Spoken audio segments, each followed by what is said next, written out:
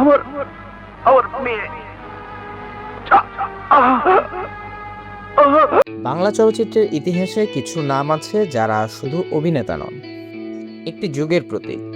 তেমনই একজন আলমগীর, যিনি 5 দশকেরও বেশি সময় ধরে অভিনয়, প্রযোজনা, পরিচালনা ও সঙ্গীত সব ক্ষেত্রেই রেখে গেছেন অনন্য ছাপ। 1950 সালের 3 এপ্রিল জন্ম নেওয়া আলমগীর ছোটবেলা থেকেই সংস্কৃতি মনস্ক পরিবেশে বড় হয়ে ওঠেন। তার বাবা ছিলেন জনপ্রিয় টেলিভিশন ব্যক্তিত্ব, যা তাকে শিল্পের জগতে আসতে অনুপ্রাণিত করে। 1973 সালে আমার জন্মভূমি চলচ্চিত্রের মাধ্যমে বড় পর্দায় যাত্রা শুরু করেন তিনি। এরপর ধীরে ধীরে নিজেকে প্রতিষ্ঠিত করেন বাংলা চলচ্চিত্রের অন্যতম নির্ভরযোগ্য অভিনেতা হিসেবে।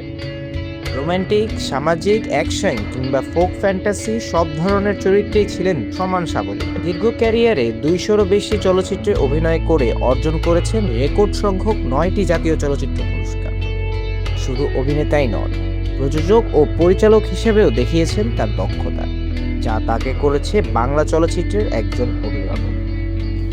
ক্যারিয়ারের তুঙ্গে থাকা অবস্থায় হঠাৎই জীবনে নেমে আসে এক বড় ঝড়।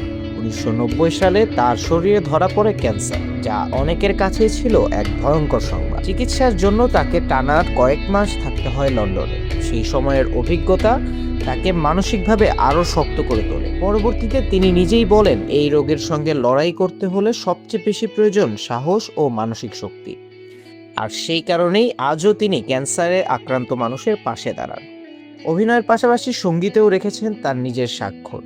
তার কণ্ঠেও এসেছে বেশ কিছু গান, যা ভক্তদের কাছে আজও স্মরণীয়। ব্যক্তিগত জীবনে তিনি জনপ্রিয় সঙ্গীত শিল্পী আঁখি আলমগীরের বাবা। যদিও শুরুতে মেয়েকে ডাক্তার হিসেবে দেখতে চেয়েছিলেন, তবে পরবর্তীতে মেয়ের সঙ্গীত ক্যারিয়ারকে আনন্দের সাথে গ্রহণ করেন তিনি। বাংলাদেশ চলচ্চিত্রে অসামান্য অবদানের জন্য তিনি পেয়েছেন বহু পুরস্কার ও সম্মাননা। জাতীয় চলচ্চিত্র পুরস্কার ছাড়াও বিভিন্ন সংস্থা তাকে আজীবন সম্মাননা দিয়েছে। বর্তমানে আলমগীর নিয়মিত অভিনয়ে খুব বেশি দেখা না গেলেও তিনি এখন ইন্ডাস্ট্রির একজন গুরুত্বপূর্ণ অভিভাবক হিসেবে কাজ করছেন।